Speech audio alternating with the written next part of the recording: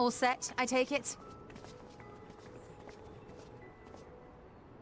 We finished what we could. Delivered supplies, tracked down escaped animals. Trivial tasks as they may be.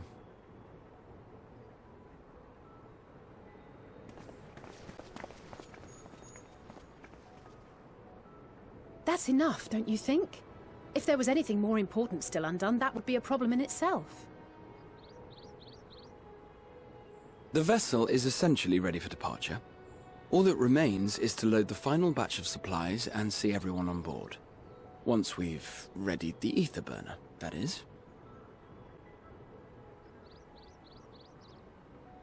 Ah, had a feeling we might find you all here. Our consultations with the Loperates, too, have run their course. Pleased I am to say that our researchers' concerns have for the most part been allayed, though some insist on making adjustments to the very end. For their part, Livingway and her peers have graciously offered to stay and keep the people company, lest any lingering queries go unanswered. All that remains is to wait for the refined adamantite. Alphino, are you there? It's me, Kryl. Your special delivery has arrived. Round up everyone and come to the harbor at once.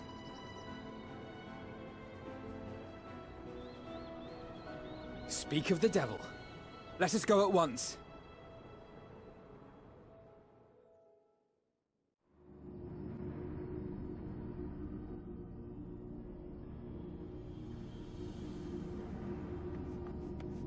Forgive the intrusion, Master Fortuner. I bring urgent news. A great commotion has broken out in Scholar's Harbor. Your presence is requested, with all speed.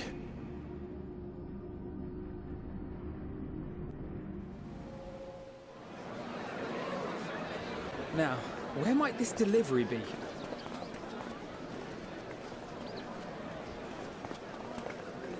Oh.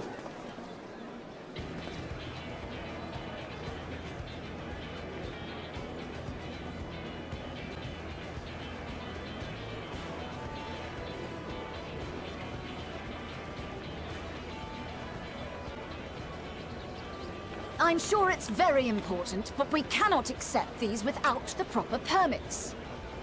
By the 12! Surely, these can't all be.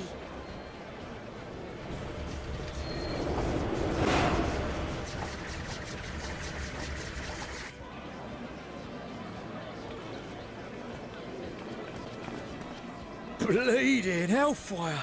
They're bringing them by sea and by air. All these folks in these crates.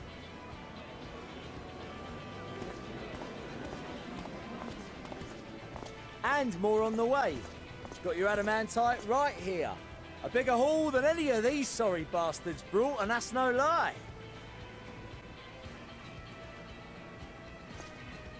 Yes, because you were charged with seeing the shipments from Gridania and Uldar here, along with your own. Give credit where credit is due. Sounds like the sorry whinging of a sore loser. An hypocrite to boot. Ain't no way a scrawny whelp like you took a dozen steps inside a Dalamon shard. I'll have you know I went all the way to the entrance. Furthermore, 'twas my contacts that enabled us to enlist the cooperation of the Sky Pirates. Left you outside so you wouldn't get anyone killed, did they? Well then, credit where credit's due, you did a right fine job sitting on your ass. Take that back. Make me.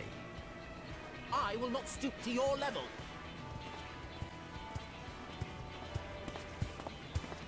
My, what a grand welcome party. Hancock and Saraban. We come bearing relics both sacred and Allegan, as well as a few other gifts that may be of help, to be presented with best wishes from the Eastern Alliance.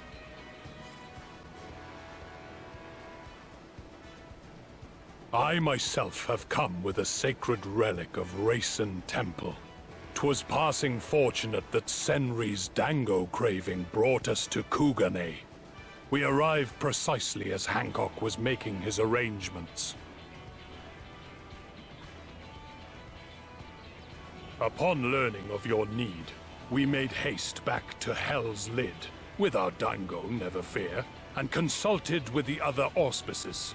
All consented to the lending of Tenzin's legendary Phoenix Blade for this noble cause. Suzaku and Seiryu were nevertheless worried that it might be lost in transit, however, and insisted upon accompanying me to Onakoru, where I had intended to entrust it to our Confederate allies. I thought instead to give it over to Hancock when we chanced to cross paths yet again. But alas, Seiryu remained ill at ease, and ordered me see the blade into your hands personally, or die trying. We did, of course, need quite the impressive vessel to get it all here in time. Fortunately, our majestic associates have been more than helpful. 'Tis an honor to join the Warrior of Light on another adventure, they tell me.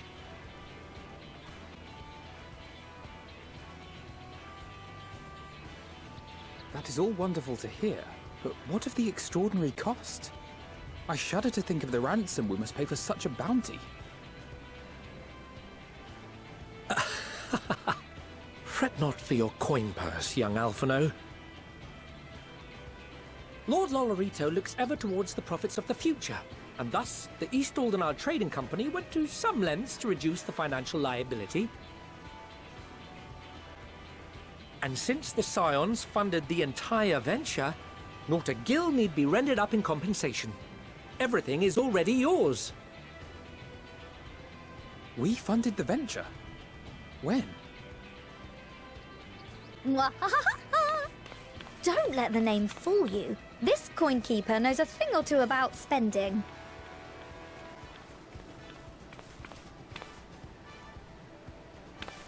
When it comes to capital investiture, a sprinkling of gil here and there will not do. You need enough savings to make waves when it really counts, which is why frugality is paramount. We also had the benefit of a generous patron. Generous being rather an understatement. She has supported us from the shadows since the very founding of the Scions. We even had coffers to fill. Mother!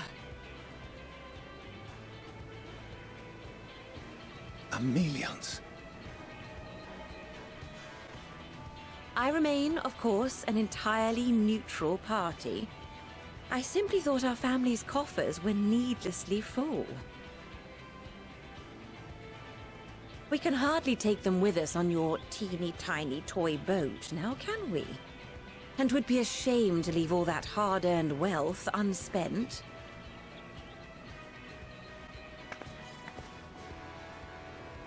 Waste not.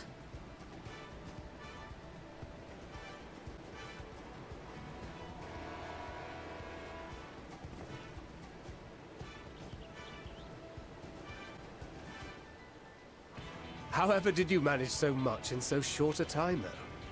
We expected word to reach only a fraction of our allies. Did I not tell you I have my ways? Erenville, you were involved too. I received a letter from Cryle after we parted ways in Labyrinthos.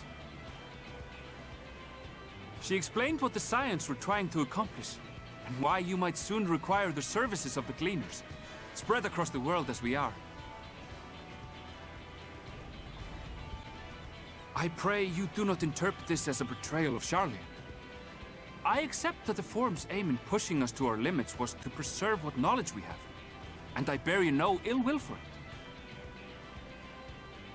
Yet, in collecting that knowledge, what I came to appreciate most about our star is that there remains so much we do not know. That is why I chose to help the Scions, to combat the obliteration of those countless undiscovered wonders. I held no illusions that they would be less demanding taskmasters. Though, rest assured, if I had, I would have been sorely disappointed.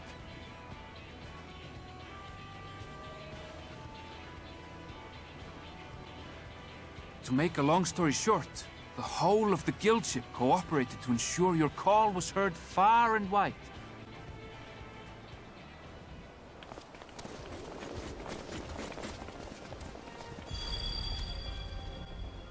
What's this about a ship that can fly to the moon? And why didn't you mention it sooner? The one time you don't beg my aid, your problem's a bloody ship that can fly to the moon! Sid! You brought the team! Of course! Garland Ironworks' finest. You need only point us towards my new favorite ship. Oh, I nearly forgot. We stopped by Whirlit before coming here and picked up a package from Gaius. He's still of the mind that actions make for better penance than words, contrite or otherwise, so we offer none of the latter.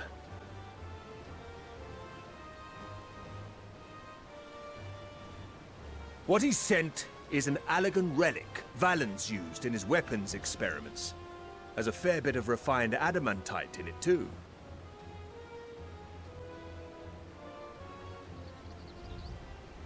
As you like us not suspect, we've also brought adamantite for Mordona's Dalamud shard. I admit to some consternation upon first receiving Kryl's message. So few scions remain at the Rising Stones now. Far too few for such an expedition. However, the Gleaners were able to secure us reinforcements. Idleshire's treasure hunters, not least among them. I know. How the Gobbyfrock fought. Slowfix's gratitude for the safe return of his daughter has not waned, and he gathered his kin to our side with an astounding quickness. The clash between their machina and the Allegan defences was a sight to behold. I wager even you would have been impressed by the magnitude of the gobby booms.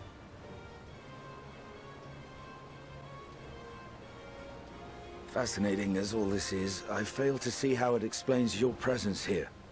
Does Razat-Han not have more pressing concerns?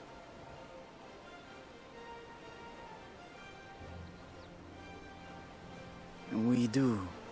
Yet averting the final days would be the most expedient solution.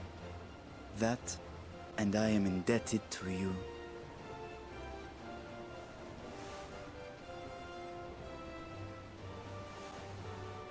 Though they chose to take their leave of Thavnair, those you saved in Galimund remain my people. My gratitude is beyond words. 'Tis appropriate that I aid you in kind. If in the doing we bring salvation to others of this star, so much the better. You will recall that I spoke of my father, Midgard Summer, and his journey across the great expanse. As he traveled betwixt the stars, his resplendent scales drank of the ether in those nigh empty surrounds, and imparted to him the strength to persevere. Thinking they might further your cause, I called out to my kin for consent. Ashdai's answer was silence, as ever. Tiamat and Chris-Velgre, however, responded favorably to the suggestion. My sire, too, stirred from his slumber long enough to speak and say, "Very well." Thus have I brought you his own worm scales. Fit them to your purpose, and seek a worthier fate for us all.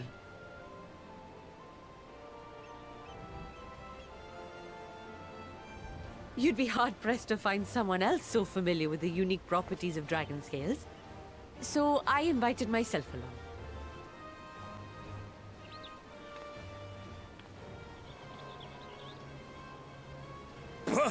Me, this is so unbelievable. I've gone right back round to believing it again. Forget a 6% gain in efficiency. With all these goodies, we could get 7, no, 10, no, 14 bleeding percent. Think of how far we could go. What we could do with that much power. What we could blow up. If Kokol is duly convinced, then it must be true. In which case, the Scion's end of the bargain has been fulfilled. Would you not agree?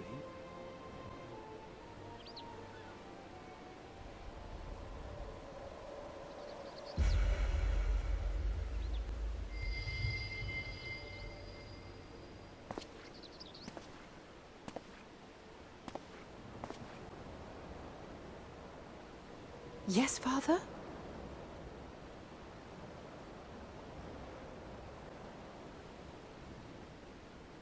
I know not what you seek of Hydaelyn, nor for what purpose you would take command of our ship. Yet this much is certain. To do so will be to dictate the fate of this star and the lives upon it. The lives of each and every creature, in their magnitude and their fragility. Do you understand? And are you prepared? We have seen and we have felt how much each life shapes this world. And so we are determined to abandon none. We understand what is at stake, and we are prepared to bear this burden.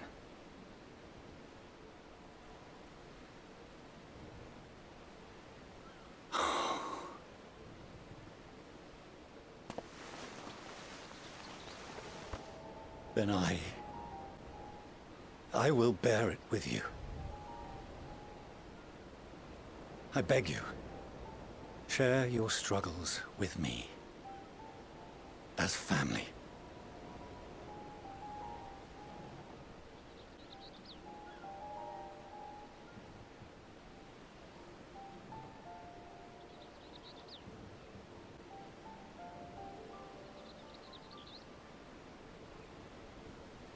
You grasped my fingers with such tiny hands the day you were born.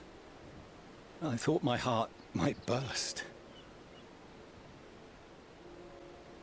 'Twas love and happiness beyond expression. Overwhelming, and a conviction so powerful that I trembled with something close to rage. I had heard the final days foretold. I swore to myself then and there that I would not let them steal your futures.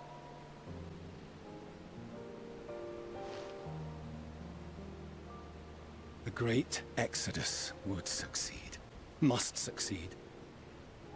No sacrifice or sin was worse than the alternative. If anything gave me pause, 'twas mine own father. The Archon Louisoix openly decried Charlian's policies, a perspective which I regarded with increasing disdain as I grew older. Yet even as part of me thought him a fool. Perhaps I also hoped that he, of all people, would devise a brilliant means to save my children. A naive hope, but stubborn enough that I could never bring myself to keep you apart.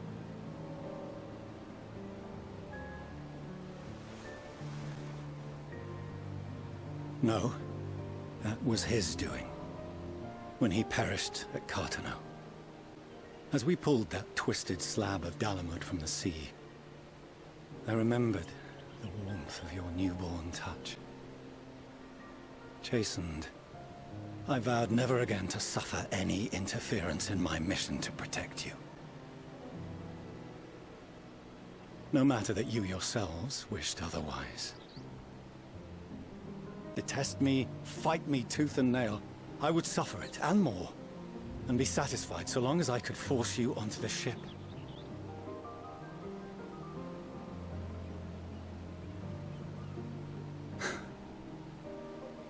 I was wrong.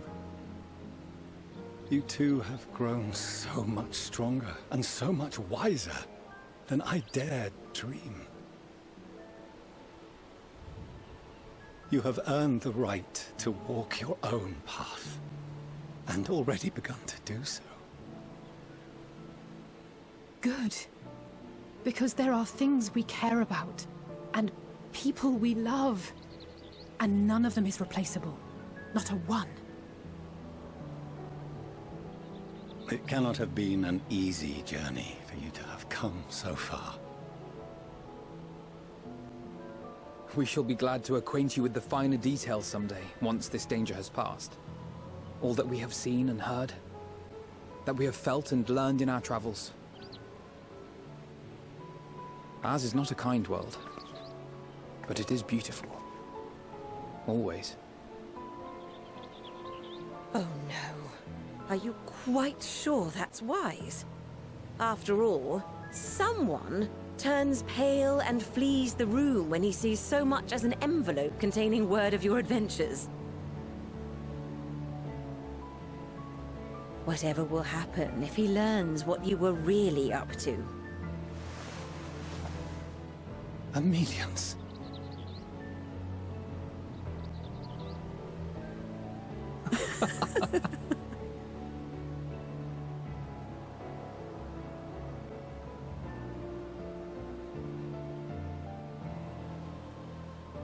Though I have wronged my children most gravely, I owe you an apology as well. I assumed that it was the Scion's influence that made them so keen to charge headlong into danger.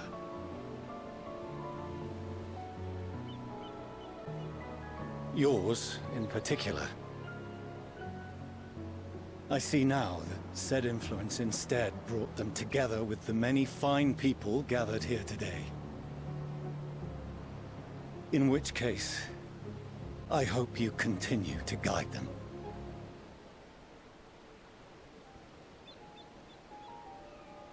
If we've finished loitering about the harbor, might I suggest we put our plans into motion? People are beginning to look confused.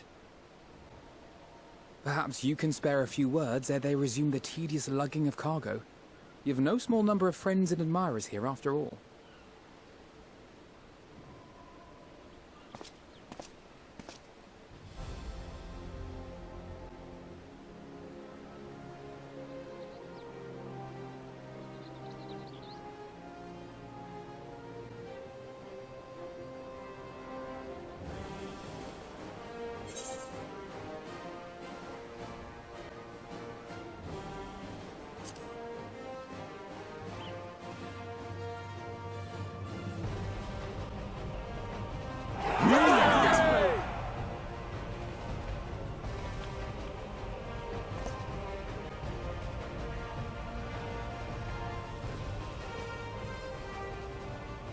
Your assistance is appreciated.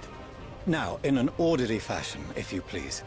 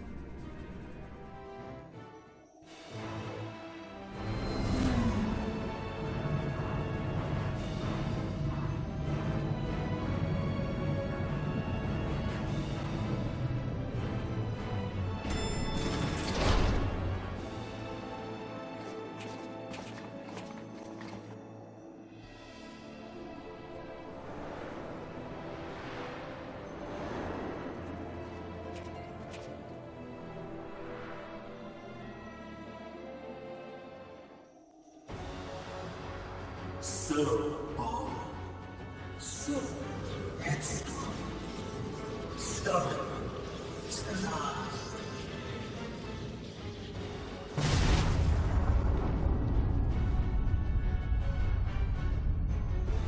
But this is as far as you go. Oblivion beckons!